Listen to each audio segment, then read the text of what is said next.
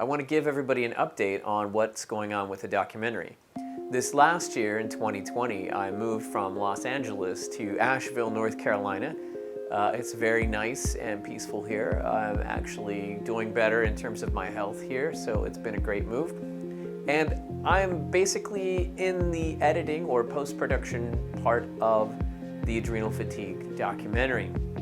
Now, I'm actually doing the job of about 12 different people, including voiceover, sound effects, audio mixing, color correction, normal editing, and script editing and everything. I don't know if you know, but the Kickstarter didn't make it, so I didn't raise any money, so I'm spending my own money. Probably if you wanted to make something professional looking like I'm doing this documentary, it'd probably cost around $100,000. So I'm doing it on my own time. It's been about 2 years since I started this project, which is actually pretty normal. Some documentaries take more than 2 years, and I'm hoping to have a near final version by this spring. So let's take a look at what I've been doing with the documentary. So you might be wondering what goes into making a professional level documentary.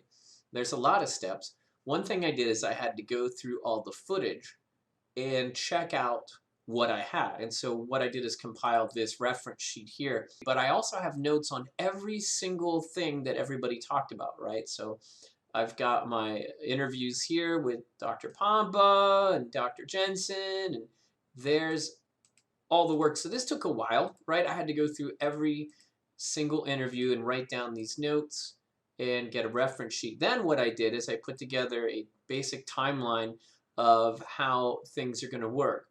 Then, of course, once I've got all this ready, it's time to put the resources into the editing software, and I use Adobe Premiere. So here's Premiere, and what I did is I made a main timeline you can see here on the bottom left. And the main timeline is where I'm going to eventually drop all of the different sequences. A, B, all the way down to, here's my X ending message. Here's like a graphic that I spent a day making, right? Just describing the HPA axis. So you're going to see this eventually on how the HPA axis works. And there's also, of course, voiceover that I'm doing. So this is A, B, C, and D. And then I click here into this, and it breaks it down into the actual timeline here. So you can see, here's my why isn't this diagnosed type thing. And I've got a graphic here, so I have to build the graphics also,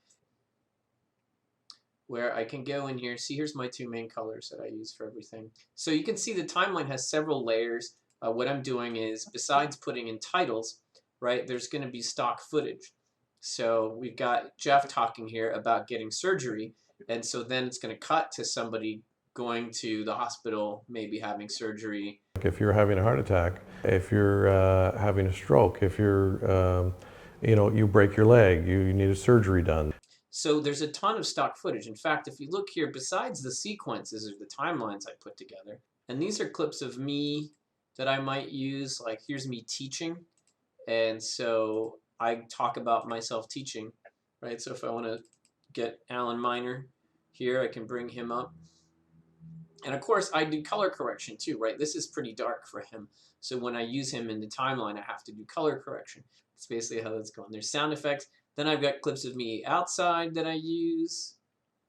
And then stock footage. So this folder has all the stock footage. I've got over 100 clips already that I'm using, right? So things like making notes, doctors, data, going to casino, which you'll see why that's in there later. Online to place like story blocks. And with story blocks, you can search for different things, right? So if I want to search for, and they might, let's say a blood test. So I can get videos of blood tests, and you can see that here, right? Let's see, causes. So let's look at causes of adrenal fatigue. So you can see my timeline here. Give me some room here. Has all the stuff in it, clips from doctors. Now, of course, they have to blend together too, so I have to do some audio work to mix things. I do sometimes there'll be a fade effect, like here, where Dr. Pompa's talking. Right, so I'm using a lot of this. So I'll show you this clip too.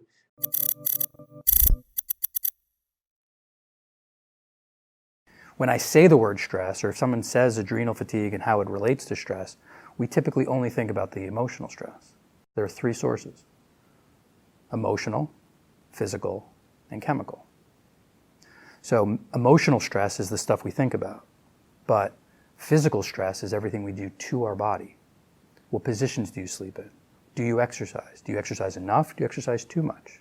Everything we do to our body physically gets put into the physical stress, and then everything we put inside of our body gets added to our chemical stress. So are we taking vitamins? That could be maybe a good stress. Or are we eating fast food? That would be a negative stress. Literally, every single thing that comes up in our life during any course of any day can get put into one of those three categories of emotional, physical, or chemical, and is either helping us over time or hurting us over time. Physical stressors on the body include working too hard, dealing with an illness such as a virus or infection, and exercising too much. Many people get more exercise than they need, while not getting enough sleep. Problem there is people overexercise when they're burned out. And they get a little bit of a stimulant boost from that, but they're running themselves down even more. Running this company, doing that, sleeps 4 hours a night. It's the person who is running life, a type A personality, running life from every direction. So there it is. There's the progress with the documentary. I wanted to share a little clip of it right there. Of course, it's still going to need color correction and music and a few things like that, but that's an idea of where we're going with this thing. I just wanted to leave you with a final word from the documentary itself. But I'm not going to stop, right? I'm going to finish this documentary because it's just very important to me to finish this, because I feel like it's been something that's been given to me to do, to help people who have it, to people who need this documentary.